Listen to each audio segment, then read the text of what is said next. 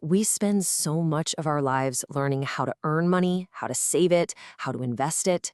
But what about the other side of that coin? Today, we're going to dive into a really fascinating new book that tackles a problem we all face: how to actually spend our money in a way that makes life richer. So let's just start with the core idea from Morgan Housel's new book. And it's this really simple but kind of profound idea. Earning money, that's a science. But spending it, that's an art. We treat earning with all this precision, right? We've got spreadsheets, strategies, formulas. Spending, though, is so much more personal. It's messy. It's human. It's way less about math and a whole lot more about your mindset. So that begs the question, who actually teaches us this art? And honestly, for most of us, the answer is, well, nobody, right? We're just kind of expected to figure it out on our own. And as we're about to see, most of us get it wrong, which leads to a ton of stress and just dissatisfaction, no matter how much money we make. So this explainer is here to help bridge that gap. All right, so let's dig into the core problem here. We're all out there chasing financial success, thinking it's the ticket to happiness. But the reality, it's often way more complicated than that. Just having more money in the bank doesn't automatically mean you're going to have a better life. So according to Housel, we tend to fall into a few really common psychological traps. Either we hoard our money because we're too scared to actually use it, or we swing the other way and buy a bunch of stuff, not for ourselves, but for the approval of other people who, let's be honest, probably don't even care. And then there's the big one. We get stuck on the hedonic treadmill, where every new thing gives us a little buzz, but then our expectations just reset and we're left wanting more. So what's the solution?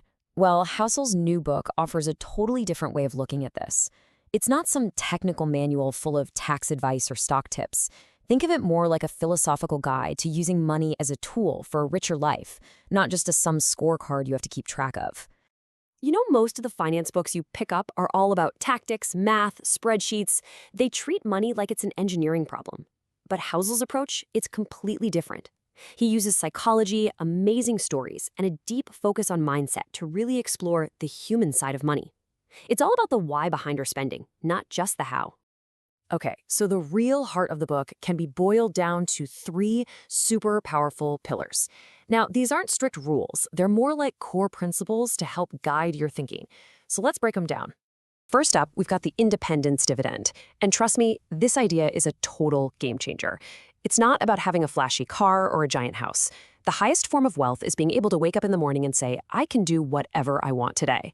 That control over your own time, that's the real dividend you get from your savings. Just think about that for a second. Spending money to cut down a miserable commute, or to take a day off without any financial stress, or, and this is a big one, to leave a job you absolutely hate. According to Housel, making those kinds of choices will bring you a way bigger and more lasting happiness than any luxury good ever could. Okay, pillar number 2 is what he calls the expectation gap. See, wealth is all relative. If your income doubles, but your lifestyle expectations also double, well, you're not going to feel any richer, are you? You're just running faster to stay in the exact same place. The real key is to manage your expectations, to create a gap between what you have and what you feel like you need. Happiness, my friends, lives right there in that gap. And last but not least, we have this really powerful concept Housel calls social debt. This is all about the hidden cost of consumerism. It's when you buy something not because you need it, but because you want to project a certain image. But that purchase, it comes with a long-term mortgage on your time and your attention. So, how does this whole cycle work? It's actually pretty simple and kind of scary. First, you buy that big house or that fancy car to impress people. But then, that thing needs to be maintained and cleaned and insured. And before you know it, that object you thought you owned, yeah, it now owns a piece of you, demanding your time and your energy. You've taken on debt, and not just financially, but socially and mentally too. Okay, so we've gone through the big ideas, but the real question is this book actually for you? Let's take a practical, honest look to help you figure out if this is the right approach for where you're at. Well, this book is really going to hit home if you're one of those people who's mastered earning money but then feels super anxious or even guilty when it's time to actually spend and enjoy it. It's also for you if you feel like you keep buying more stuff but you're not getting any happier. And look, if you're more interested in the why of money than the how-to, this is definitely your guide. Now look, this book isn't going to be for everybody. On the one hand, it's incredibly empathetic. It really validates the anxieties so many of us feel about money. It's also short, direct, no fluff. But on the other hand, if you're looking for a step-by-step manual on which stocks to pick or how to budget every penny, you're going to be disappointed. This is a mindset book, not a math book. All right, so let's wrap this up. Let's bring it all home. What is the single most important idea you should take away from this whole explainer on the art of spending money? There's this quote from a review of the book that just nails it. In a world that screams buy more, Housel whispers live better. And that's really it. This whole philosophy offers this quiet, powerful alternative to all the noise. Just focus on living a richer life, not just on getting more things.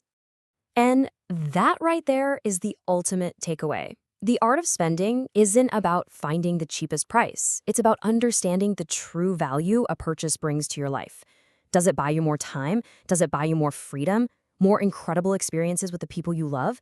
Those are the investments that pay the greatest returns. So, I want to leave you with this one final thought. The next time you're about to spend money, don't just ask how much does it cost. Instead, just ask yourself, what is this dollar really buying me? Is it an asset or a liability on my happiness? The answer to that question, well, it just might change everything.